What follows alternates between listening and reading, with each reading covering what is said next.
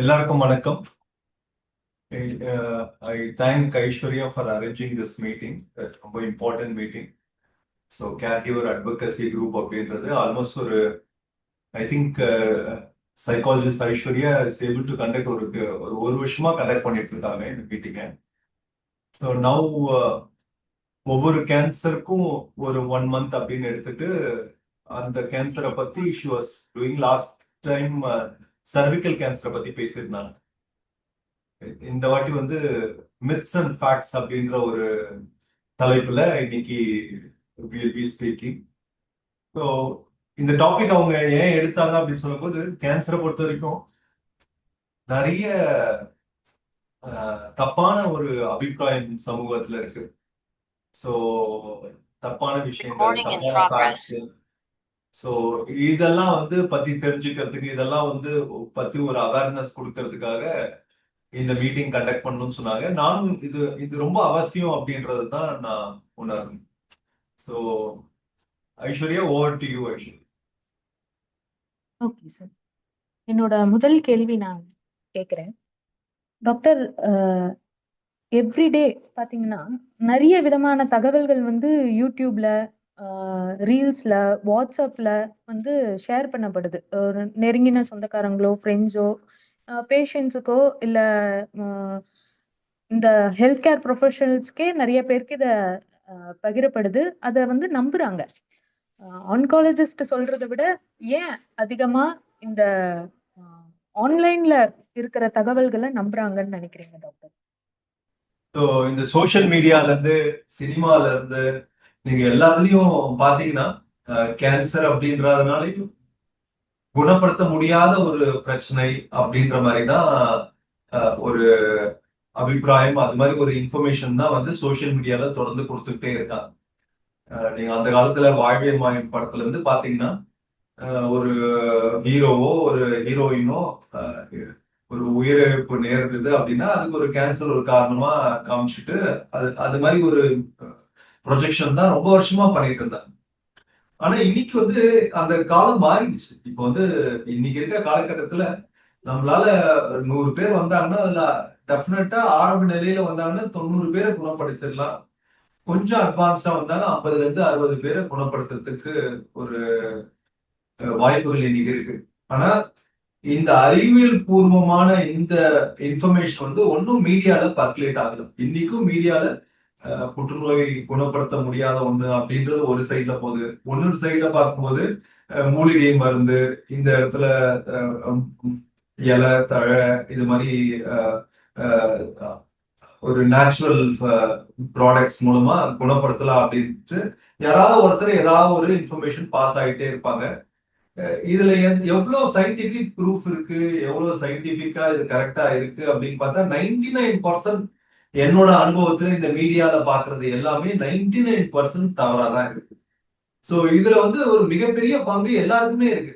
Like psychologist மாதிரி, உங்களை மாதிரி கிளினிக்கல் சைக்காலஜிஸ்ட் கிட்ட, அது மாதிரி எங்களை மாதிரி மருத்துவர்கள், அது மாதிரி பத்திரிகையாளர்கள், அது மாதிரி திரைத்துறையினர், அது மாதிரி எல்லாருக்கோட பங்கும் இருக்கு. இந்த ஒரு புற்றுநோய் அப்படின்னா குணப்படுத்த முடியாதுன்றத மாத்தி இன்னைக்கு இருக்க காலத்துல ஆரம்ப காலகட்டத்துல கண்டுபிடிச்சா குணப்படுத்தலாம் அப்படின்ற அந்த இன்ஃபர்மேஷன் கொண்டு போய் சேர்க்கறதோட பங்கு நம்ம எல்லார்கிட்டயும் இருக்கு.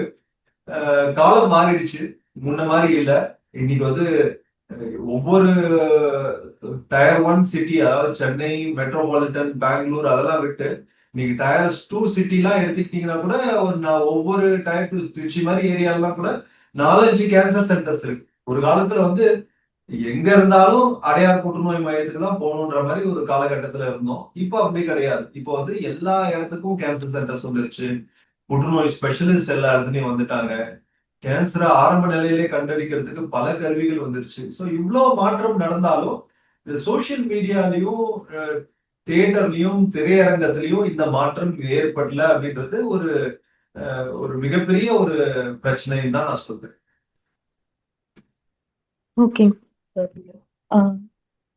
உங்களோட த்ரூ அவுட் இந்த கெரியர்ல ஏதாவது ஒரு 5 மித் கன்சர்ன்ஸ் அது வந்து பேஷண்டோட ட்ரீட்மெண்ட்டையே டிலே பண்ணியிருக்கலாம், இல்ல அவங்களோட சான்சஸ் ஆஃப் கியூரை வந்து ரெடியூஸ் பண்ணியிருக்கலாம். அந்த மாதிரி இருக்கிற ஒரு 5 மித் சொல்ல முடியுமாங்க சார்? முதல்ல பிரச்சனைகள் வந்து ஃபர்ஸ்ட் என்ன பொறுத்தவரைக்கும் ஏன் டெலே பண்றாங்கன்னா ஃபர்ஸ்ட் பயம். ஓகே, ஒரு கட்டி அவங்களுக்கு தென்பட்டா கூட அது வந்து புற்றுநோய் கட்டியா அப்படின்னு அவங்க அந்த ஒரு சிந்தனை வந்தாலே அந்த பயத்தினாலேயே அதை வந்து தள்ளி போட்டுக்கிட்டே இருப்பாங்க. அந்த பயாப்சி பண்றதையோ இல்ல ஒரு மருத்துவர் அணுகிறதோ அப்படின்னு பார்த்தா அது தள்ளி போட்டுக்கிட்டே இருப்பாங்க. முதல்ல வந்து எல்லா கட்டிகளும் புற்றுநோய் கட்டிகள் கிடையாது. ஃபர்ஸ்ட் அதை புரிஞ்சுக்கணும். ஸோ இது ஃபர்ஸ்ட் மெத்தட். ரெண்டாவது வந்து அப்படியே அது கேன்சரா இருந்ததுன்னா அதை குணப்படுத்த முடியாது அப்படின்றது ரெண்டாவது மெத்தட்.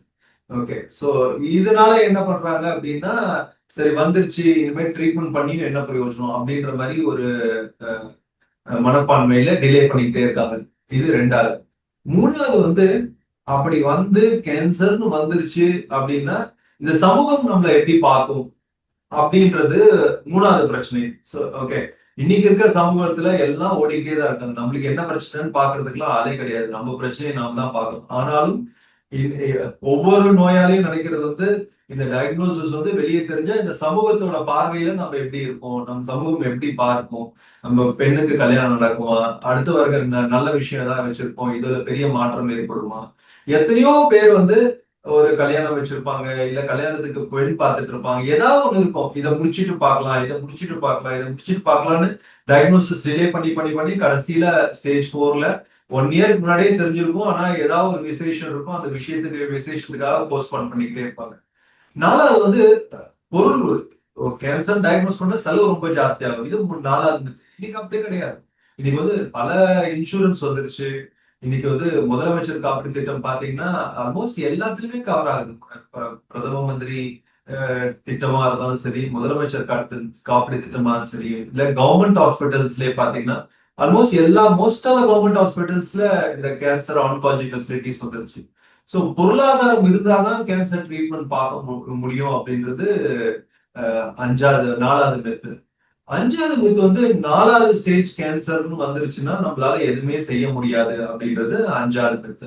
ஸோ இப்போ வந்து காலகட்டத்துல ஈவன் 4வது ஸ்டேஜ்ல டயக்னோஸ் பண்ண கூட புற்றுநோயை டெஃபினட்டா கட்டுப்படுத்தலாம், பல வருஷங்களுக்கு கட்டுப்படுத்தி கொண்டு போகலாம். ஸோ ஈவன் 4th ஸ்டேஜ்ல கண்டுபிடிச்சா கூட நம்மளால டெஃபினட்டா ஒரு நீண்ட நாள் வாழ்க்கை கொடுக்கறதுக்கான ஒரு வழிமுறைகள் இன்னைக்கு காலகட்டத்தில் இருக்கு. Okay okay doctor. இப்ப கேன்சர் ஜேர்னி அப்படின்னு எடுத்துக்கிட்டோம்னா அது ஒரு பெரிய ஜேர்னி. நம்ம ஒன்னொன்னா வரலாம். டயக்னோஸ்ல இருந்து ஐஸ்வர்யா வரலாம். நவீன பிரியா ஹேண்ட் ரைஸ் பண்ணிருக்காங்க. அவங்க ஏதோ கொஸ்டின் கேட்கணும்னு நினைக்கிறாங்க.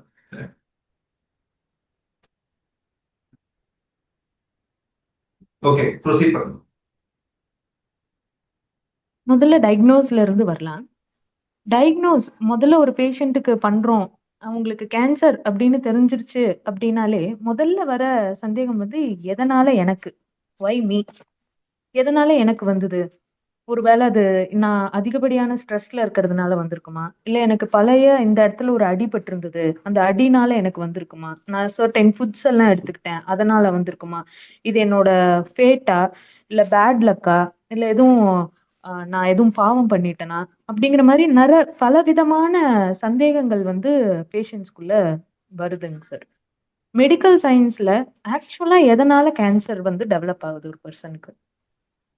ஓகே, சோ இது வந்து கேன்சர்னு இல்ல. இப்போ எல்லாருக்குமே ஒரு பிரச்சனையே வந்ததுன்னா முதல்ல நம்ம யோசிக்கிறது வந்து ஏன் நமக்கு வந்தது. ஒரு ஃபிராக்சரிங், ஒரு ஆக்சிடென்டே ஆச்சுன்னா கூட எதனால எனக்கு ஆச்சு, அத்தனை பேர் ரோட்ல போறாங்க, ஆனா எனக்கு மட்டும் ஏன் இந்த ஆக்சிடென்ட் ஆச்சு. ஓகே, சோ இந்த கேள்வி வந்து கேன்சர் பிரச்சனை இல்லை, எல்லாருக்குமே ஒரு பிரச்சனை உடல் ரீதியாகவும் மன ரீதியாகவும் ஒரு பிரச்சனை வந்ததுன்னா முதல்ல நம்ம யோசிக்கிறது இந்த யோசனையா தான் இருக்கும். எதனால நம்மளுக்கு இந்த பிரச்சனை வந்தது, நீங்க சொன்ன மாதிரி பாவம் பண்ணிட்டோமோ, வேற ஏதாவது பண்ணிட்டோம், அது வந்து நார்மல் தான். இது தாண்டி வர்றது கொஞ்சம் டைம் எடுக்கும்.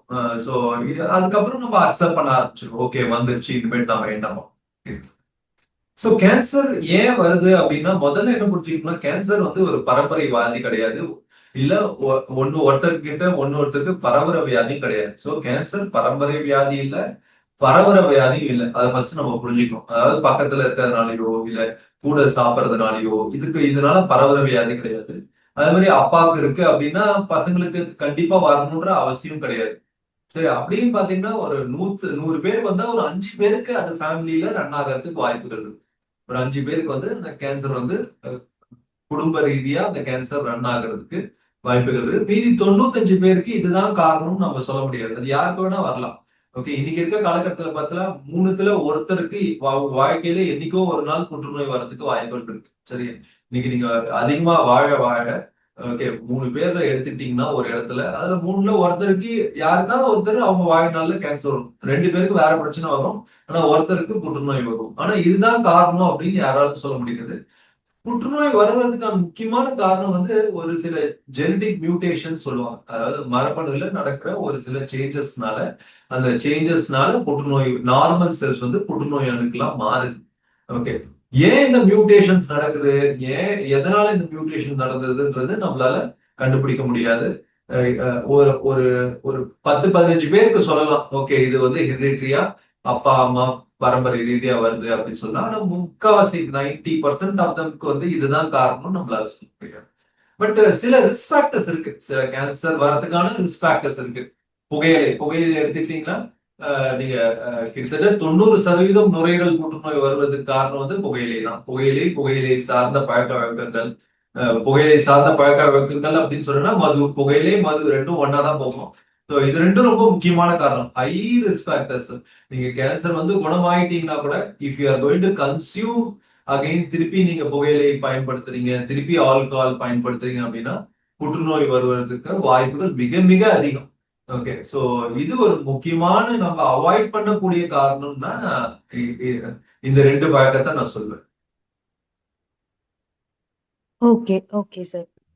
இப்ப நம்மளுக்கு இந்த கேன்சர் அப்படின்னாலே ஒரு டெத் சென்டென்ஸ் மாதிரி ஆனதுனாலயோ என்னமோ அந்த பயம் ஃபேமிலிக்குள்ள வந்து கேன்சர் பேஷண்ட்ஸ் யாரும் இருக்காங்க அப்படின்னா அவங்கள ரொம்ப ஐசோலேட் பண்ணிடுறாங்க, ஒதுக்கிடுறாங்க. அவங்களுக்குன்னு தனி பிளேட்ஸ், அவங்களுக்குன்னு தனி டம்ளர்ஸ், அவங்களோட ட்ரெஸ்ஸை தனியா துவைக்கிறதா இருக்கட்டும், எல்லாமே அவங்கள ஒதுக்குன மாதிரி பண்ணிடுறாங்க. நீங்க சொன்ன மாதிரி அந்த டிசீஸ் வந்து ஒருத்தங்களுக்கு ஆக்சுவலி இருந்து இது ரொம்ப ஒருத்தங்களுக்கு rare தான். இது ரொம்ப நீங்க சொல்றது ரொம்ப ரேர் தான்.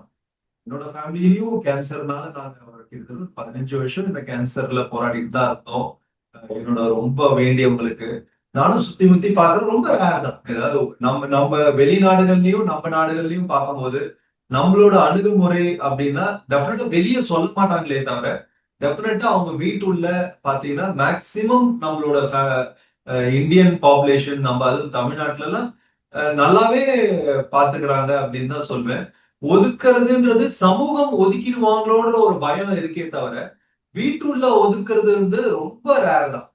அதெல்லாம் ரொம்ப கம்மி. என்னை பொறுத்த வரைக்கும் நல்லா பார்த்து என்னோட அனுபவத்துல எல்லா ஸ்டேட்டாவும் நல்லா பாத்துக்கிறாங்க. ஆனா என்னன்னா குடும்பமே தனியாயிடுறாங்க அப்படின்னு வேணா சொல்லுவேன். அந்த சொசைட்டில ஒரு சமூகத்துல நல்லா கலந்து நல்லா ஒரு விழா திருவிழா கொண்டாட்டம் ஒரு எல்லாத்துக்கும் போன ஒருத்தங்க வந்து திடீர்னு அந்த ஃபேமிலி பாத்தீங்கன்னா அப்படியே ஐசோலேட் ஆகும். எந்த எதுக்கும் போக மாட்டாங்க, வீட்லயே இருப்பாங்க, வெளியே சொல்ல மாட்டாங்க. சோ இது நடக்குமே தவிர அந்த புற்றுநோய் பேஷண்ட்ஸ்க்கு டெஃபினட்டா மேக்சிமம் சப்போர்ட் நம்மளோட சொசைட்டில கொடுக்குறாங்கன்னு தான் நான் சொல்வேன். என்னோட அனுபவத்துல அது மாதிரி நான் பார்க்கல அப்படின்னு தான் சொல்லுவேன். Okay, okay sir. இப்ப ஃபேமிலிஸ் ஆஃபன் வந்து டாக்டர்ஸ் கிட்ட ரெக்வெஸ்ட் பண்றதே என்னோட பேஷண்ட் கிட்ட டயக்னோஸ சொல்லிராதீங்க, என்ன ஸ்டேஜ்ங்கிறது சொல்லிராதீங்க அப்படிங்கிறது. அவங்க வந்து ஹோப் வந்து லூஸ் பண்ணிருவாங்க அப்படின்னு. இந்த இன்ஃபர்மேஷன் எதுவும் அவங்களுக்கு போறதுனால அவங்களோட பேஷண்ட் இன்னும் டவுன் ஆகுறாங்களா? இல்ல அவங்க கோப்பிங், அவங்க ட்ரஸ்ட், அவங்க ட்ரீட்மெண்ட் டெசிஷன் எடுக்கிறதுனால இம்ப்ரூவ் ஆகுதாங்க சார்? ஓகே, இது வந்து நீங்க பாத்தீங்கன்னா இது ஒரு மிகப்பெரிய ஒரு அன்பு, லவ் அண்ட் அஃபெக்ஷன்னால நம்ம சமூகத்துல இத பண்றாங்க. ஏன்னா தே கேர் ஃபார் த பேஷண்ட். அதாவது அவங்க அம்மா, அவங்க தங்கச்சி, வைஃப் மனசு உடைஞ்சிருவாங்க அப்படின்றதுனால அந்த ஃபேமிலி வந்து ஒரு எக்ஸ்ட்ரா லவ் எக்ஸ்ட்ரா கேர்னால இது பண்றாங்க. இது கரெக்டா தப்பா அப்படின்னா இது வந்து மருத்துவரா இந்த சைடு இருந்துட்டு அது தப்புன்னு நான் சொல்லலாம். ஆனா அந்த நோயாளியை பத்தி நல்லா தெரிஞ்சவங்க அவங்கதான். ஓகே, நோயாளியை பத்தி நல்லா தெரிஞ்சவங்கன்னா அவங்களோட பசங்க, அவங்க ஹஸ்பண்ட், அவங்க ஒய்ஃப், அவங்க அப்பா, அவங்க அம்மா, இவங்களுக்கு தான் அவங்கள பத்தி தெரியும். மருத்துவரா நம்ம இங்க ஹாஸ்பிட்டல்ல மருத்துவமனையில இங்க உட்காந்துக்கிட்டு எல்லாருக்கும் எல்லாத்தையும் சொல்லணும் அப்படின்னு நம்ம சொல்றது வந்து கரெக்டா இருக்காது. சோ இத நான் எப்படி பார்ப்பேன் அப்படின்னா, அவங்களுக்கு என்ன தேவை, அந்த நோயாளிக்கு என்ன இன்ஃபர்மேஷன் தேவை. ஓகே, சோ நோயாளிக்கு தேவையான அனைத்து இன்ஃபர்மேஷனும் சொல்ல வேண்டியதா இருக்கும். நல்லா புரிஞ்சுக்கங்க, இந்த கேன்சர் ட்ரீட்மெண்ட் அப்படின்றது ஒரு நாள் 2 நாள் சிகிச்சை முறை கிடையாது. இது வந்து ஒரு தொடர் சிகிச்சை. ஒரு சில பேருக்கு 3 மாசம் இருக்கலாம், சில பேருக்கு 6 மாசம் இருக்கலாம். சோ அது மாதிரி தொடர் சிகிச்சை பண்ணும்போது இது ஒரு சாதா கட்டி, இது ஒரு இன்ஃபெக்ஷன், இது ஒரு நுரையீரல்ல இன்ஃபெக்ஷன் ஆயிடுச்சு, யூரினரி இன்ஃபெக்ஷன் தான் அப்படின்னு நீங்க ஏதாவது சொல்லி அப்படின்னா அவங்க ஏன் தொடர் சிகிச்சை எடுக்கணும்னு அவங்க கேட்பாங்க. அதுக்கப்புறம் அவங்களுக்கு அந்த பயமும் இருக்காது. சோ அந்த இன்ட்ரெஸ்டும் இருக்காது. சோ அப்போ வந்து ட்ரீட்மெண்ட் நடுவுல நிப்பாட்டுறதுக்கான வாய்ப்புகள் இருக்கு. ஏன்னா இந்த பிரச்சனை தான் ஒண்ணுமே இல்லையே, எதுக்கு நான் சிகிச்சை எடுக்கணும் அப்படின்னு. சோ ஒவ்வொரு நோயாளியும் யுனிக். ஒவ்வொரு நோயாளியும் ஒரு தனித்துவம் இருக்கு. ஒவ்வொரு நோயாளியின் ஃபேமிலி, குடும்பமும் தனித்துவம். ஓகே, சோ ஆஸ் எ மருத்துவரா நான் எப்படி பாக்குறேன்னா, அந்த குடும்பத்தினர், அந்த நோயாளி, அவங்களுக்கு என்ன வேணும், அந்த நோயாளியோட மனநிலை என்ன, அவங்களுக்கு எந்த அளவுக்கு இன்ஃபர்மேஷன் கொடுக்கணும், எந்த அளவுக்கு இன்ஃபர்மேஷன் கொடுக்க கூடாது, அதை ஒரே டைம்ல கொடுக்கணுமா, இல்ல பகுதி பகுதியா ஒரு 4 மாசம் 5 மாசம் தொடர்ந்து மெதுவா கொடுக்கணுமா, இது எல்லாமே வந்து இப்படிதான் எல்லாருக்கும் பண்ணணும்னு கிடையாது. அந்தந்த நோயின் தன்மையும் சார்ந்தும், அந்த நோயாளியின் மனநிலை சார்ந்தும், அந்த நோயாளியின் குடும்பத்தின் மனநிலை சார்ந்துதான் நம்ம டிஸ்க்ளோஸ் பண்ண வேண்டியதா இருக்கும். டிஸ்க்ளோஸ் பண்றது இம்பார்ட்டன்ட். ஓகே, ஆனா எவ்வளவு தூரத்துக்கு பண்ணணுன்றது அவங்களுக்கு என்ன தேவைன்றத புரிஞ்சுக்கிட்டு பண்றது அவசியம். Okay sir. இப்ப சில பேருக்கு என்ன நம்பிக்கைன்னு பாத்தீங்கன்னா, பயாப்சி பண்றதோ இல்ல சர்ஜரி பண்றதோ அந்த டியூமரை டிஸ்டர்ப் பண்ணும்போது அந்த நோய் வந்து வளர ஆரம்பிச்சிரும் அப்படிங்கிறது இருக்குங்க சார். இத பத்தி சொல்லுறீங்களா? இதுக்கு பயாப்சி பண்றதுனால கட்டி வளர்றதுக்கான வாய்ப்புகள் கிடையாது. இது எப்படி இந்த மாதிரி இது ஒரு மித். ஓகே, இந்த மித் எப்படி வந்தது அப்படின்னு நீங்க பார்க்கணும். ஓகே, இந்த மித் என்ன அப்படின்னா, பயாப்சி பண்ணா கட்டி பரவிடும் அப்படின்ற ஒரு மித். இது எப்படி வந்தது அப்படின்னு பாத்தீங்கன்னா, இன்னைக்கு ஒரு வயிற்று பகுதியிலயோ இல்ல சினைப்பையிலயோ ஒரு கட்டி இருக்குன்னு வச்சுக்கலேன். அந்த கட்டியை நான் ஃபர்ஸ்ட் பயாப்சி பண்றேன். ஓகே, அந்த பயாப்சி பண்ணி இது கேன்சர் கட்டின்னு தெரிஞ்சுக்கிறேன். அடுத்த நாள் கேன்சர் கட்டின உடனே நம்ம என்ன பண்ணுவோம், வேற எங்கேயாவது பரவி இருக்கான்னு பாக்குறதுக்கு நம்ம ஒரு ஸ்கேன் பண்ண வேண்டிய ஒரு நேரம். ஓகே, சோ அடுத்தது நீங்க ஸ்கேன் பண்ணும்போது மருத்துவர் கூப்பிட்டு உங்க பயாப்சி ரிப்போர்ட் இது வந்துருச்சு, அதனால நாங்க ஸ்கேன் பண்ணோம். ஸ்கேன் பண்ணும்போது இந்த கட்டி வந்து கல்லீரலுக்கு பரவி இருக்கு அப்படின்னு நம்ம சொல்லும் போது அவங்க நோயாளியும் குடும்பத்தினரும் என்ன நினைப்பாங்கன்னா, பயாப்சி பண்ண அப்புறம் தானே இது வந்தது அப்படின்னு நினைப்பாங்க. ஆனா உண்மை அது கிடையாது. ஓகே, கட்டி வந்து ஆல்ரெடி பரவி இருந்தது. ஓகே, கட்டி ஆல்ரெடி கல்லீரலுக்கும் நுரையீரலுக்கும் பரவி இருக்கு. ஓகே, சோ அவங்க பயாப்சி பண்ணிட்டு அதுக்கப்புறம் தான் அதை கண்டுபிடிச்சிருப்பாங்களே தவிர பயாப்சினால பரவி இருக்க. நல்லா புரிஞ்சுக்கணும். சோ முக்கியமா இந்த இந்த ஒரு தப்பான ஒரு அபிப்பிராயம் வர்றதுக்கான காரணம் என்னன்னா, பயாப்சி பண்ணிட்டு பெட் ஸ்கேன் எடுப்பாங்க. பெட்ல வந்து கட்டி இங்க பரவி இருக்கு, அங்க பரவி இருக்குன்னு சொல்லுவாங்க. அப்ப வந்து எல்லாம் என்ன யோசிப்பாங்கன்னா, நீங்க பயாப்சி பண்ணதுனால பெட் ஸ்கேனுக்கு பரவி இருக்கு அப்படின்பாங்க. நீங்க பயாப்சி பண்ணாம டைரக்டா பெட்டு பண்ணியிருந்தாலும் இந்த எல்லா இடத்துலயும் இருந்திருக்கும். பயாப்சிக்கும் அதுக்கும் சம்பந்தம் கிடையாது. Okay sir. இப்ப ஃபேமிலிஸ் வந்து மெனி ஃபேமிலிஸ் ஆரம்பத்துல வந்து டயக்னோஸ் பண்ணதுக்கு அப்புறமேட்டு நிறைய ரிவ்யூஸ் நிறைய டாக்டர்ஸ் கிட்ட போய்க்கிட்டே இருப்பாங்க. ஒரு 4 or 5 டாக்டர்ஸ் கிட்ட போய்க்கிட்டே இருப்பாங்க. இந்த மாதிரி டிலே பண்றதுனால என்ன மாதிரியான ஹார்ம்ஃபுல் திங் இருக்குங்க சார்? எப்ப நம்ம செகண்ட் ஒப்பீனியன் எடுக்கிறது ஒரு ஹெல்ப்ஃபுல்லான விஷயமா இருக்கும்? இல்ல, செகண்ட் ஒப்பீனியன் எடுக்கிறது ரொம்ப அவசியம். என்ன பொறுத்த வரைக்கும் சி எப்படி வந்து ஒரு நோயாளிக்கு வந்து அந்த மருத்துவர், அந்த மருத்துவமனை, இது ரெண்டும் வந்து ஒரு நாள் 2 நாள் கிடையாது. இது வந்து ஒரு தொடர்ந்து நீங்க அந்த இடத்துக்கு போயிட்டே இருக்கணும், அந்த மருத்துவரை பார்த்துக்கிட்டே இருக்கணும். சோ உங்களுக்கு அந்த மருத்துவரும் மருத்துவமனையும் டெஃபினட்டா உங்களுக்கு வந்து ஒரு கம்ஃபர்ட் ஜோன் அப்படின்னு சொல்லுவாங்க. ஒரு கம்ஃபர்ட் ஜோன், ஒரு கான்பிடன்ஸ் கொடுக்குற ஒரு ஜோனா இருக்கணும். நீங்க அங்க போனீங்கன்னா ஒரு பாதுகாப்பான ஒரு வளையத்துக்குள்ள இருக்கிறதா நீங்க நம்பணும். ஓகே, சோ அந்த பாதுகாப்பான வளையத்துக்குள்ளதான் இருக்கீங்களா, அந்த நம்பிக்கை வந்து எப்படி வரும்னா, அந்த மருத்துவர் உங்ககிட்ட கவுன்சில் பண்றதும், அந்த மருத்துவர் சார்ந்து இருக்க செவிலியர்கள் இவங்கெல்லாம் உங்ககிட்ட எப்படி நடந்துக்கிறாங்க, இதெல்லாம் பொறுத்துதான் உங்களுக்கு அந்த மருத்துவர், புற்றுநோய் மருத்துவரோட டீம். கேன்சர் அப்படின்றது ஒரு மருத்துவர் ரெண்டு மருத்துவர் கிடையாது, இது ஒரு டீமா தான் எல்லாரும் சேர்ந்துதான் சிகிச்சை பண்ற மாதிரி இருக்கும். சோ இவங்க எல்லாமே உங்களுக்கு ஒரு கம்ஃபர்ட் ஜோனோ இல்ல உங்களுக்கு ஒரு பாதுகாப்பான ஒரு வளையம் கொடுக்குறாங்கன்னு நீங்க நம்புறீங்களா அப்படின்னு பாக்குறது ரொம்ப அவசியம். சோ நிறைய ஒரு ஒரு மருத்துவமனை ரெண்டு மருத்துவமனை போய் பாக்குறது, சிகிச்சை ஆரம்பிக்கிறதுக்கு முன்னாடி எவ்வளவு தூரம் வேணா நீங்க பார்க்கலாம். ஓகே, உங்களுக்கு பிடிச்ச உங்களுக்கு கான்பிடன்ஸ்க்கு இருக்கிற அந்த மருத்துவரும் மருத்துவமனையும் பாக்குறது ரொம்ப ரொம்ப அவசியம். ஆனா ஒன்ஸ் நீங்க சிகிச்சையை ஆரம்பிச்சிட்டீங்கன்னா அப்போ வந்து மல்டிபிள் ஹாஸ்பிட்டல்ஸ் போறதை அவாய்ட் பண்றது பெட்டர். சோ என்னோட அணுகுமுறை, நான் எல்லாருக்கும் சொல்றது வந்து தவறே கிடையாது. ஒரு ரெண்டு மூணு மருத்துவமனையை பார்த்து ஒரு ஒப்பீனியன் எடுக்கிறது தப்பு கிடையாது. இன்னைக்கு இருக்க காலகட்டத்துல கேன்சர் ட்ரீட்மெண்ட்ஸ் எல்லாமே ஸ்டாண்டர்டைஸ்ட் ஆயிடுச்சு. இப்போ இந்த நோய் வந்ததுன்னா இதான் ட்ரீட்மெண்ட் அப்படின்னு ஸ்டாண்டர்ட் புரோட்டோகால்ஸ் தான் எல்லாருமே ஃபாலோ பண்ணுவாங்க. இந்த புரோட்டோகால்ஸை தாண்டி நான் சொன்ன மாதிரி அந்த மருத்துவர் சார்ந்த அந்த குழு, அந்த மருத்துவமனை, இந்த மூணு வந்து உங்களுக்கு ஒரு கான்பிடன்ஸ் கொடுக்குற, ஒரு பாதுகாப்பு வளையம் கொடுக்குற ஒரு இடமா அப்படின்றது நீங்க பாக்குறது அவசியம். சோ அது மாதிரி ஒரு இடத்துலதான் நீங்க சிகிச்சை பண்ணணுன்றது நான் ஆழமா நம்புறேன். ஹலோ டாக்டர், உங்களுக்கு ஏதாவது கேள்வி இருக்கா? ஓகே, இப்போ சே ஃபார் எக்ஸாம்பிள் டயட் பத்தி நீங்க அந்த பின்னாடி பேனர்ல பார்த்த நியூட்ரிஷன் பத்தி போட்டிருக்கீங்க. இப்போ வந்து இந்த உபவாசம் எல்லாம் இருக்காங்க இல்லையா, இப்போ கீமோ எல்லாம் முடிஞ்சு, சர்ஜரி முடிஞ்சு, கீமோ ரேடியேஷன் முடிஞ்சதுக்கு அப்புறம் when they are in the hormone இதுல தெரப்பில இருக்காங்க, 2-3 years சாப்பிடுறாங்கன்னு வைங்க. இப்ப அந்த மாதிரி சமயத்துல உபவாசம் இருக்கிறது நல்லதா? ஒரு நாள் எனக்கு வேண்டாத ஏதாவது மைக்ரோஸ்கோபிக் செல்ஸ் ஏதாவது இருந்தா கூட நமக்கு தெரியாம ஸ்கேன்ல தெரியாத இருக்கிறது, அது அழியறதுக்கு வாய்ப்புகள் இருக்கு. How true is it and to suggest this doctor? இதெல்லாம் சயின்டிபிக்கா ஒன்னும் ப்ரூவ் ஆன ஒரு அணுகுமுறை கிடையாது. ஓகே, சோ இது வந்து அவங்களோட ப்ரிஃபரன்சஸ், அதனால தப்பும் கிடையாது, ரைட்டும் கிடையாது, அதனால கேன்சர் அழியறதுக்கான வாய்ப்புகளும் கிடையாது. ஓகே, டெஃபினட்டா. So it's not recommended. So சில ட்ரீட்மெண்ட்ஸ், சில ப்ரோட்டோகால்ஸ்லாம் வந்து சயின்டிஃபிக்கா ப்ரூவனா இருக்கும், சில இதெல்லாம் சயின்டிஃபிக்கா ப்ரூவனா இருக்காது.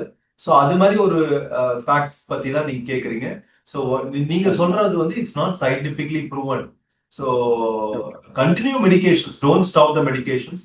ஆல் அதர் திங்ஸ் நீங்க ரொட்டீனா நீங்க என்ன ஃபீல் பண்றீங்க, உங்க ஃபேமிலி ட்ரெடிஷன்ஸ் என்னவோ அதெல்லாம் ஃபாலோ பண்றது தப்பு கிடையாது. ஓகே, சே ஃபார் எக்ஸாம்பிள் இப்போ டிவில நிறைய ப்ரோக்ராம்ஸ் வருது, அதுல இந்த யூட்ரஸ் சம்பந்தப்பட்டதெல்லாம் நிறைய பேர் சொல்லுவாங்க. இப்ப அநேகமா இந்த யூட்ரஸ்ல ப்ராப்ளம் இருக்கிறவங்களுக்கெல்லாம் இந்த பிரெஸ்ட் கேன்சர் சம்பந்தப்பட்டதெல்லாம் சைமல்டேனியஸ்ல வருமா, இல்ல முன்னாடியே மானிட்டர் பண்றதுக்கு அது வசதியா இருக்குமா? ஏன்னா இது மட்டும் பாக்குறவங்க அதையும் போய் மேமோகிராம் எடுத்து கிராஸ் செக் பண்ணிக்கலாம்னு யாரும் சொல்றது இல்லை. ஆனா எதனால அப்படி அப்புறம் பார்ப்பாங்க, இல்ல அது அப்பவே பார்த்திருக்கலாமே அப்படின்னு சொல்லுவாங்க. யூட்ரஸ்க்கு மட்டும் பிஓசிடி ஒரு சம்திங் லைக் தட் போறவங்க அதை கோட்டை விட்டுடுறாங்க. ஸோ சைமல்டேனியஸா பார்க்கும்போது இட் இஸ் இது வைஸ் இல்லையா doctor? What you say about it? C நம்ம வந்து நீங்க அப்படி பாத்தீங்கன்னா நம்ம யூட்ரஸ், பிரெஸ்ட் எங்க வேணா கேன்சர் வரலாம். நம்ம அதுக்காக நம்ம ஒவ்வொரு வாட்டியும் நம்ம பெட் ஸ்கேன், சிடி ஸ்கேன் பண்ணிக்கிட்டே இருக்க முடியாது. There are certain things again here what science tells அப்படின்னு தான் நம்ம பார்க்க முடியும். There are certain cancer where routine screening helps. Okay, for example breast cancer 40 years cross பண்ணிட்டா every year do a mammogram. Cervical cancer 18 years அப்புறம் every year pap smear பண்றது. So இதெல்லாம் ப்ரூவனா every year once பண்ணீங்கன்னா you can identify the cancer early அப்படின்னு. If you are smoker, CT chest yearly பண்றது important. But மத்த இது யோசிச்சு பாருங்க. Okay, if liver cancer there is no screening. Okay, so ரொட்டீனா எப்ப பார்த்தாலும் நம்ம லிவருக்கு ஸ்கேன் பண்ணிக்கிட்டே இருக்கலாமா? No, there is no scientifically proven thing. So there are scientifically proven screening tests which should be done every year. That is available only for certain cancers. There are a lot of cancers. ஆனா அதுல ஒரு 10 கேன்சர்ஸ்க்கு தான் ரொட்டீனா வரதுக்கு முன்னாடியே screening பண்ணா நம்ம ஏர்லியா டயக்னோஸ் பண்ணி யூ கேன் கியூர் அப்படின்றதுக்கு சயின்டிபிக்கா ப்ரூஃப் இருக்கு. So you need to meet an oncologist. பர்டிகுலரா 40 years கிராஸ் பண்ணிட்டீங்கன்னா you need to meet oncologist. We need to check which all the cancers we can screen அப்படின்றத நீங்க பார்க்கணும். Okay.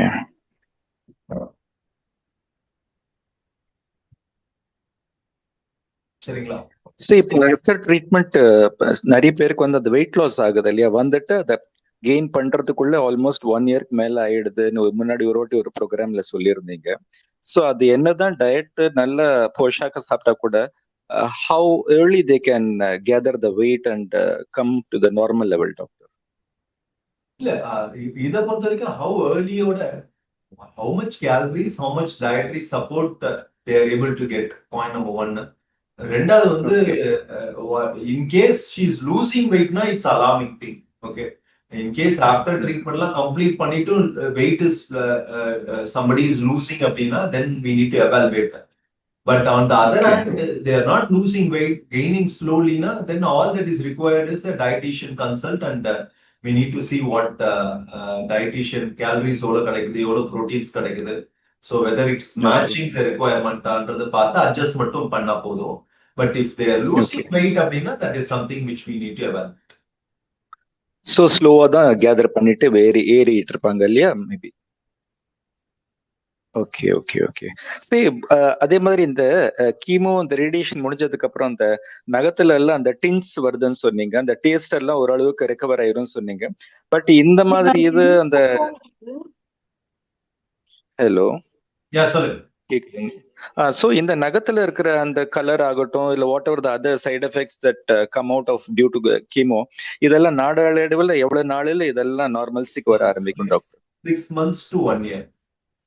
Okay okay okay okay, 6 months to 1 year. Fine. Thank you. So every month weight பாக்குறது நல்லதுன்றீங்களா? Because ஹாஸ்பிட்டல்ல ஒரு wait இருக்கும், வீட்டுல மெஷின்ல ஒண்ணு இருக்கும், சில இடத்துல பப்ளிக் பிளேசஸ்ல அந்த எரர்லாம் காட்டும், maybe plus or minus 1 kg வரைக்கும் கூட காட்டும்.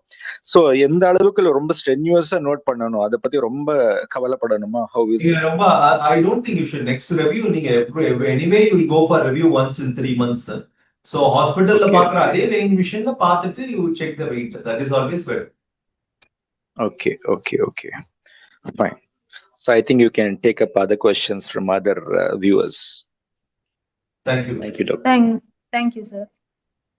இப்ப ட்ரீட்மெண்ட் டெசிஷனுக்கு போவோம். நான் actually ஒருத்தங்க ஒரு क्वेश्चन ஹேண்ட் ரைஸ் பண்ணிருக்காங்க. Probably you can just ask what is their question. அதுக்கு அப்புறம் நான் probably we can go for you. unmute பண்ணி பேசுங்க சார். சரி, proceed பண்ணுங்க. Hi sir, I'm Lalita. I'm undergoing follow-up treatment with you, sir, doctor.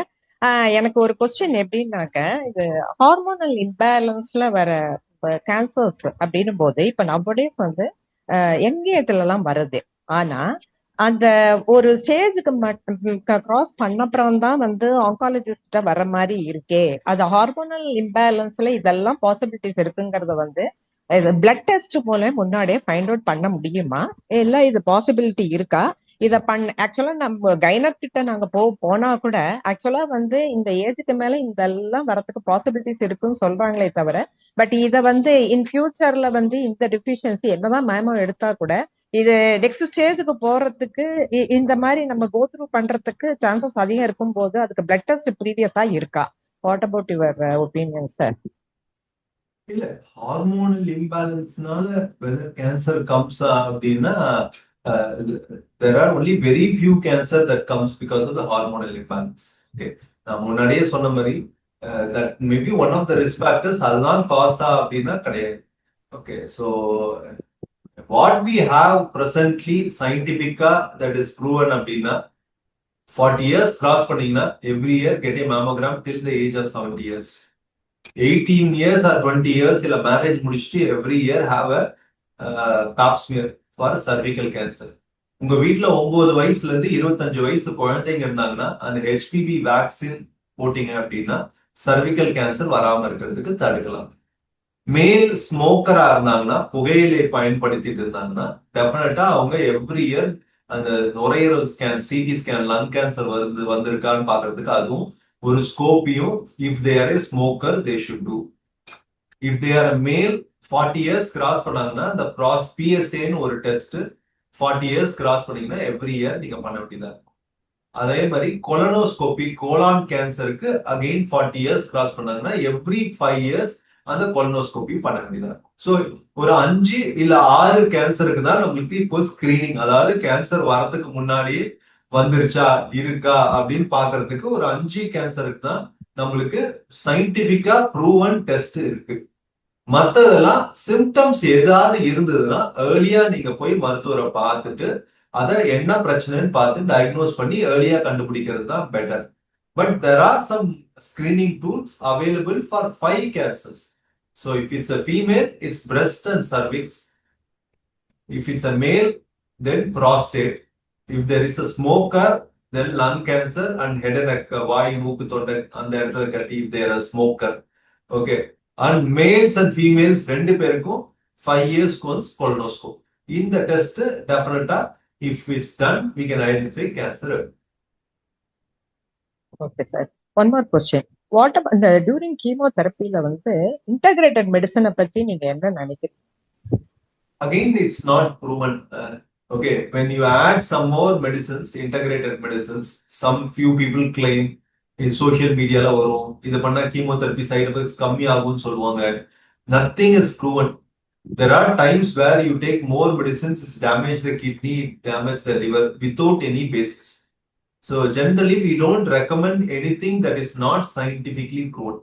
So whatever we tell, whatever we advocate is only when it's scientifically proven, it's a recommendation. When there is no evidence, we don't tell that. Okay sir. And for after treatment எல்லா therapy முடிஞ்சதுக்கு அப்புறம் pure வெஜிடேரியனோட ஒரு diet வந்து எந்த அளவுக்கு வந்து நம்ம கிராஜுவலா வந்து கொண்டு போக முடியும்? Is it possible to gain weight for pure vegetarians? Yeah. Pure vegetarians, nothing that அது நம்ம இந்தியாவை பொறுத்த வரைக்கும் we have enough food for pure. If you go abroad, pure vegetarian stuff. நம்மளுக்கு இங்க எனஃப் ஹை புரோட்டீன் டயட்ஸ் இருக்கு, grams, பருப்பு வகைகள், பன்னீர் இதெல்லாமே protein contents are very high. If you take egg, vegetarian, pure vegetarian, but if you take egg, then that's great. Otherwise, அதையும் எடுத்துக்க மாட்டீங்கன்னா milk is good. Milk has good protein. Okay. Paneer has good protein. All grams has good protein. எந்த gram எடுத்தாலும் அதுல protein இருக்கு. So nothing வெஜிடேரியன்றதுனால protein content கம்மியா நம்மளுக்கு கிடைக்குதுன்றது nothing. நம்மளோட country அதுவும் தமிழ்நாட்டுல எல்லாம் we have enough food, pure vegetarian high protein diet எடுக்கிறதுக்குலாம் நிறைய சான்சஸ் இருக்கு. அண்ட் இன்கேஸ் அந்த புரோட்டீன் கண்டென்ட் நீங்க ரீச் ஆக முடியலன்னா then we can have some whey protein to supplement that. Okay, so உங்களோட டயட்டிஷியன் கன்சல்ட் பண்ணிட்டு இதுக்கு முன்னாடி நீங்க எவ்வளவு எடுத்துட்டு இருந்தீங்கன்னு பார்த்துட்டு உங்க டெய்லி 24 hours ரீகால் பண்ணி பார்ப்பாங்க. அதுல புரோட்டீன் நீங்க எவ்வளவு எடுக்கிறீங்கன்னு பார்த்துட்டு மீதி வந்து வி புரோட்டீனா you can supplement. That can be done. Okay sir, what about physiotherapy after treatment? Physiotherapy difference. நீங்க இப்போ நீங்க இஃப் யூ கேனாட் வாக் அது மாதிரி ஏதாவது ப்ராப்ளம்ஸ் இருந்ததுன்னா எஸ் பிசியோதெரபி, ஆக்குபேஷனல் தெரப்பி, உங்களுக்கு என்ன சர்ஜரி பண்ணிருக்காங்க அப்படின்றத பொறுத்து பிசியோதெரப்பி. இப்போ பிரஸ்ட் கேன்சர் பண்ணியிருந்தாங்கன்னா தென் அந்த கைக்கு you need to do hand exercise, limb exercise எல்லாம் பண்ண வேண்டியதா இருக்கும். Otherwise all patients who completed treatment we advise at least 40 minutes walk daily in the morning or evening in the at least in the morning sun, வெயில்ல காலை வெயில் இல்ல சாயங்கால வெயில்ல 40 minutes of walk, brisk walk we advise. Okay, if they are fit. If they are unfit இல்ல walk பண்ண முடியல அப்படின்னா then the next problem possibility will be having physiotherapy and occupational therapy. இது வந்து இந்த பிசியோதெரப்பி வந்து இப்போ சர்ஜரியோ இல்ல ஒரு ட்ரீட்மெண்ட் போயிட்டு இருக்கிற ஹாஸ்பிட்டல்லயே வந்து அந்த பிசியோதெரப்பி கொடுக்கறதுக்கு சான்சஸ் இருக்கா? ஏன்னா ஆக்சுவலி நான் day of surgery discharge of சர்ஜரியில இருந்தே நான் வந்து ரொட்டீன் ஒர்க்குக்கு வந்தா கூட எனக்கு பிரெஸ்ட் கேன்சர் ஆயிருக்கு. இருந்தாலும் ஆல்மோஸ்ட் இயர் கானு இருந்தா கூட அந்த ஒர்க்கு கொடுத்தா கூட சம் ஸ்டிஃப்னஸ் வந்து நான் வந்து ஃபீல் பண்ணும்போது only that rotation, shoulder rotation, arm rotation மட்டுமே நாட் எனஃப்ங்கிறது ஐ ஃபெல்ட்.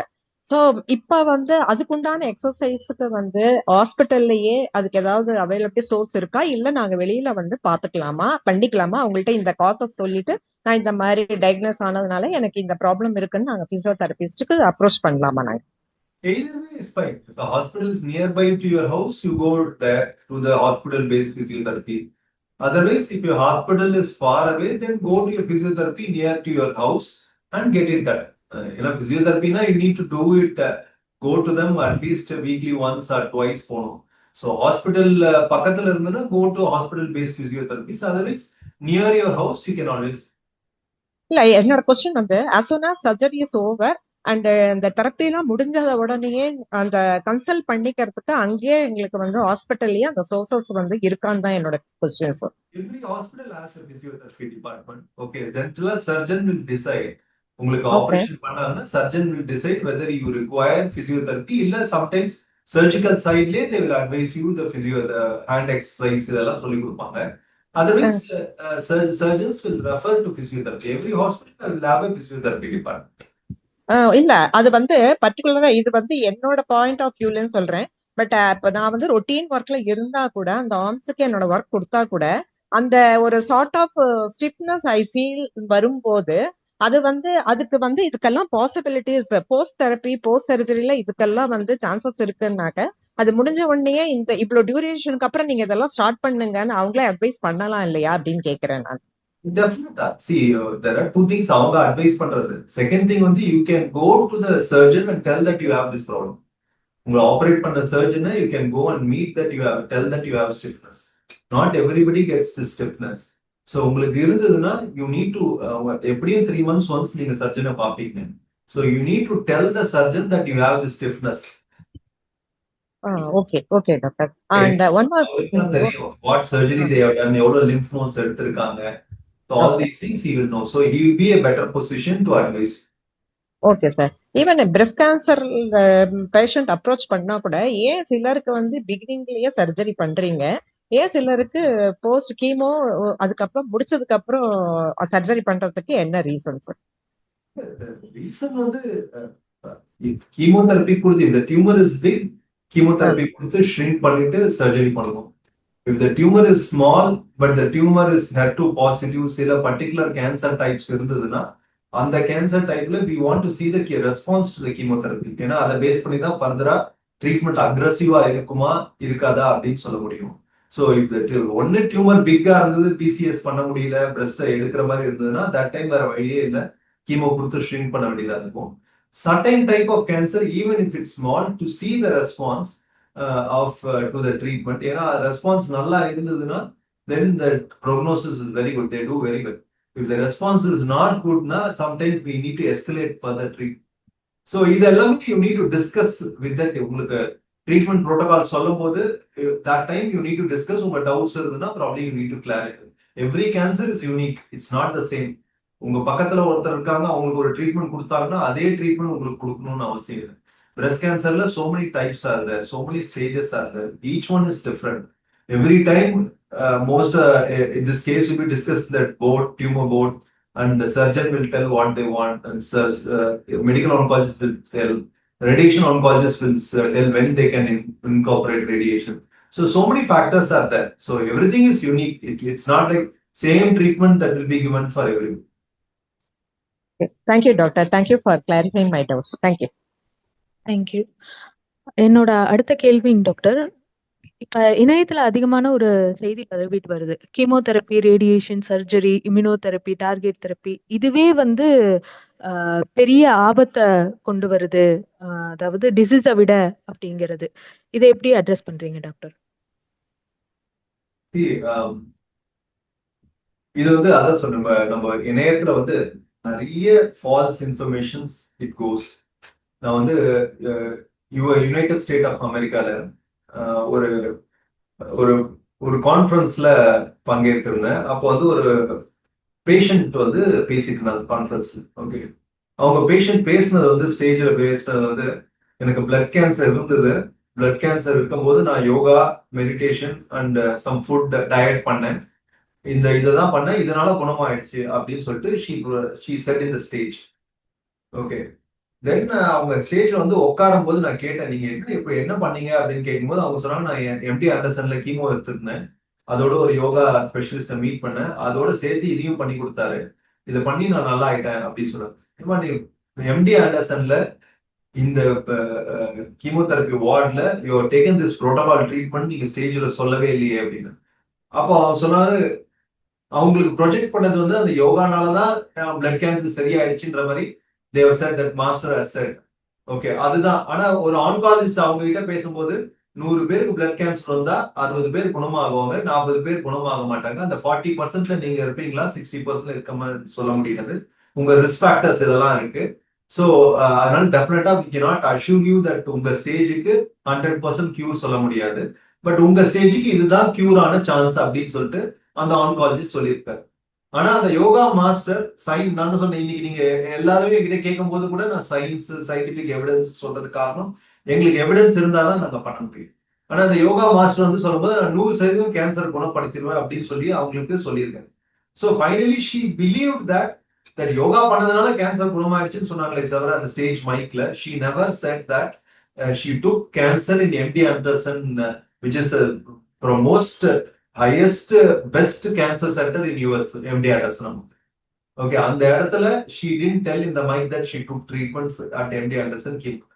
அப்போ ஒரு மைக்ல ஒரு பேஷண்ட் இப்படி சொல்லும் போது என்ன ஒரு இன்ஃபர்மேஷன் போகுது அப்படின்னு பார்க்கும்போது, யாரோ ஒருத்தர் ஏதோ ஒரு மருந்துனால 100% குணமாயிடும் அப்படின்னு சொல்லும் போது நம்ம அதை நம்பி அதை 4 பேருக்கு அதை நம்ம சொல்லிட்டு இருக்கோம்.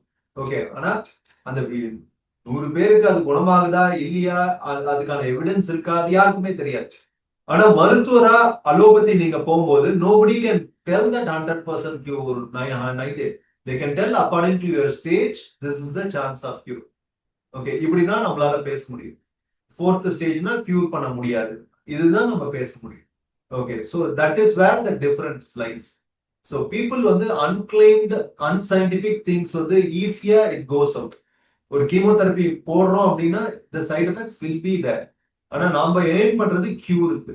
whether getting cancer back is a problem or side effects of chemotherapy போது சைட் எஃபெக்ட்ஸ் ஆஃப் கீமோதெரபி எல்லாருக்கும் வரும் கிடையாது. 100ல ஒரு 10 பேருக்கு சைட் எஃபெக்ட்ஸ் சிவியரா வரலாம், ஒரு 20 பேருக்கு ஜாஸ்தியா இருக்கும். Most of them once chemo முடிஞ்ச உடனே they will be okay. The same thing said for surgery and radiation. Ultimately what we are aiming is to cure the cancer because we know that cancer திரும்பி வந்துருச்சுன்னா நம்மளால cure பண்ண முடியாது. Okay, so side effects நம்ம அதே மாதிரி surgery இப்ப எதுவுமே ட்ரீட்மெண்ட் சர்ஜரி பண்ணிட்டு எதுவுமே எடுத்துக்க மாட்டாங்க. ஓகே, இப்ப இன்னைக்கு நான் சர்ஜரி பண்ணிட்டேன், எதுவுமே எடுத்துக்கல, 1 இயர்ல நல்லா இருக்கேன் அப்படின்னு சொல்லிட்டு பேட்டி கொடுப்பாங்க. நான் எதுவுமே எடுக்கல அப்படின்னு சொல்லிட்டு பேட்டி கொடுப்பாங்க. ஆனா 1 இயர்ல ரொம்ப ஷார்ட். கேன்சர் திரும்பி வருது வந்து ஃபர்ஸ்ட் 5 இயர்ஸ்ல இட் கம்ஸ் பேக். நம்ம 5 இயர்ஸ் வரைக்கும் பார்க்கணும். 5 இயர்ஸ் வரலாம்னா யூ ஆர் கியூர்டுன்னே நம்ம சொல்லுவோம். சோ அப்ப வந்து 1 இயர்ல அவங்க நான் எதுவுமே எடுக்கல, சர்ஜரி பண்ணிட்டு நான் கீமோதெரபி எடுக்கல, ரேடியேஷன் நான் நல்லா ஆயிட்டேன் அப்படின்னு பேட்டி கொடுப்பாங்க. அது வைரலா எல்லா இடத்துக்கும் போகும். அதே ஒருத்தவங்களுக்கு கேன்சர் திரும்பி வந்துருச்சுன்னா அதை வைரலா போக வைப்பாங்களா, அது சொல்லுவாங்கன்னா சொல்ல மாட்டாங்க. ஓகே, சோ இதுதான் பிரச்சனை. சோ மீடியால வந்து லாட் ஆஃப் அட்வர்டைஸ்மெண்ட்ஸ் கோஸ், எதெல்லாம் ரொம்ப ரேரோ அதுல தான் வைரலா ஆகும். இப்போ கீமோதெரபி எடுத்த குணமாயிட்டேன்றது வைரலா போகுமா? ஆகாது. அது எல்லாருக்கும் தெரிஞ்சதுதான். ஓகே, நான் கேன்சர் ஆபரேஷன் பண்ணேன் குணமாயிட்டேன் அப்படின்னு நீங்க பேட்டியில சொன்னீங்கன்னா குணமாகுமா? அதே நான் எதுவுமே பண்ணல நான் நல்லா இருக்கேன் அப்படின்னு சொன்னா வைரலா. Okay, so many people will share. Okay, அது யாருக்கு ஷேர் பண்ணக்கூடாதோ அவங்களுக்குலாம் ஷேர் பண்ணுவோம். So this is how it gets viral. So இது மாதிரி ஹெல்த் ரிலேட்டட் இஷ்யூஸ்லாம் அதுக்கான ஸ்பெஷலிஸ்ட் அதுக்கான எக்ஸ்பர்ட்ஸ் போய் பார்த்து then you take a decision. என்ன பொறுத்த வரைக்கும் டெசிஷன் எடுக்கக்கூடாதுன்னு சொல்ல விட, நான் உங்ககிட்ட சொன்னது அதுதான். You go to the center, you meet the specialist, you meet the team, you meet the care coordinators. அந்த இடம் உங்களுக்கு ஒரு பாதுகாப்பான ஒரு கம்ஃபர்ட் ஜோன் கொடுக்குதா, ஒரு பாதுகாப்பான ஒரு வளையம் கொடுக்குதா அப்படின்னு நீங்க பாருங்க. ஓகே, அதை பார்த்துட்டு அதுக்கப்புறம் நீங்க டிசைட் பண்ணுங்க. Get all the informations. Okay, எல்லா இன்ஃபர்மேஷனும் தெரிஞ்சுக்கோங்க. Finally you take a decision. அதுல தப்பே கிடையாது. சரியா? You have. So இனி ஏதாவது கொஸ்டின்ஸ் இருந்ததுன்னா கேளுங்க. Otherwise it's already 1 hour, we can wind off.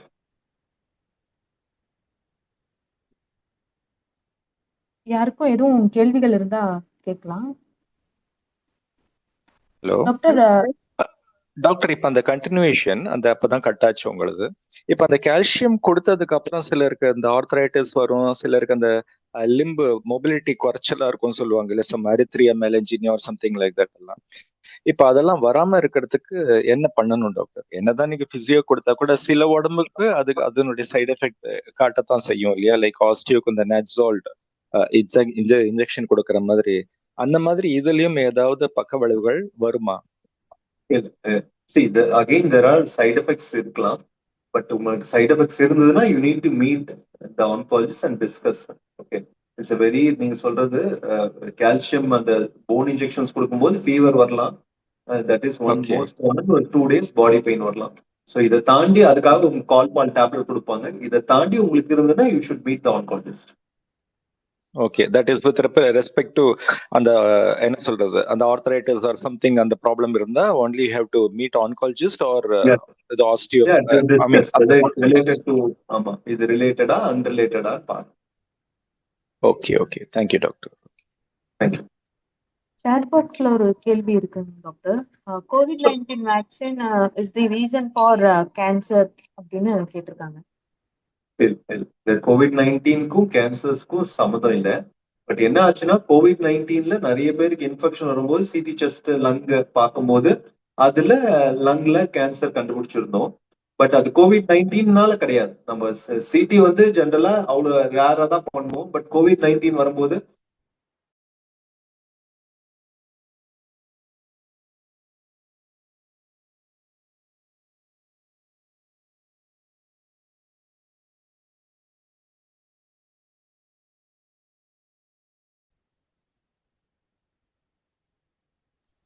Okay doctor. Okay Aishwarya, thank you. வேற ஏதாவது இருக்கா? இன்னும் நிறைய क्वेश्चंस இருக்கு சார். Good evening sir. சொல்லுங்க சார், அவுட் டு என்ஷூர் நம்ம வந்து ஒரு நல்ல ட்ரிங்கிங் வாட்டர், சேஃபான ட்ரிங்கிங் வாட்டர் நம்ம குடிக்கிறோம்னு எப்படி சார் பண்றது? ஏன்னா நாங்களாம் இண்டஸ்ட்ரியல் ஏரியா பக்கத்துல இருக்கோம், நிறைய எஃப்ளன்ஸ் எல்லாமே இதுல வந்து கலக்குறாங்க. ஸோ ஒரு நல்ல சேஃபான ட்ரிங்கிங் வாட்டருக்கு என்ன சார் பண்ணலாம்? ப்ரிகாஷன் ஃபார் கேன்சர் சர்வைவருக்கும் காமன் பப்ளிக்குமே என்ன மாதிரி பண்ணலாம் sir? RO is more then enough for ஏதாவது காப்பர் இதெல்லாம் சொல்றாங்க. சேஃபான ட்ரிங்கிங் வாட்டர்னா ஒண்ணு, ஃபர்ஸ்ட் திங் வந்து கொதிக்க வச்சு குடிக்கிறது. Okay, but that removes all the micro organisms. Chemicals இதெல்லாம்னா best is the RO. So these are two things that you can use. Okay, either use RO or if அது possible இல்லைன்னா make sure that you boil the water and take it. Thank you sir. Doctor, இப்போ outside food usually avoid பண்ணணும்னு சொல்லியிருந்தீங்க போன வாட்டி ஒரு இதுல. இப்ப எந்த அளவுக்கு இப்படி எல்லாம் ரொம்பவும் அவாய்ட் பண்ண முடியுமா? அப்படி எங்கேயோ ஒரு இடத்துல நீங்க போறீங்க, சாப்பிட்டு ஆகணும், அப்ப அந்த மாதிரி கேசஸ்ல லைஃப் வந்து is a moderation. Okay, so you cannot practise extremes. Everything is in moderation. Outside food சாப்பிடவே கூடாது அப்படின்னா if possible yes, but as a doctor என்னாலே அது முடியாது. It's not possible. Okay, so wherever possible try to avoid anything in life should be in moderation. Either extremes is not good, so try to be moderate. Okay, but this is not applicable for smoking and alcohol. Okay, smoking and alcohol nothing, nil. But matadala we need to practice moderation. Fine. Okay, thank you doctor. நம்ம myth and ஃபேக்ட்ஸ்ன்னு எடுத்துக்கும் போது நிறைய விதமான கேள்விகள் இருக்கு. நம்ம ஒரு செஷன்ல நம்மளால வந்து மொத்த கேள்விகளும் நம்மளால கேட்ட முடியாது. ஸோ தொடர்ந்து வரக்கூடிய அடுத்த மாதங்கள்லயும் நம்ம இந்த மாதிரியான செஷன்கள்ல மீட் பண்ணுவோம். மறுபடியும் அடுத்த மாதம் 3வது சனிக்கிழமை இன்னொரு செஷன்ல நாங்க உங்களை மீட் பண்றோம். தேங்க்யூ டாக்டர், பொறுமையா எங்களோட சந்தேகங்களை எல்லாத்தையும் தெளிவுபடுத்தினீங்க. Thank you sir. Thank you.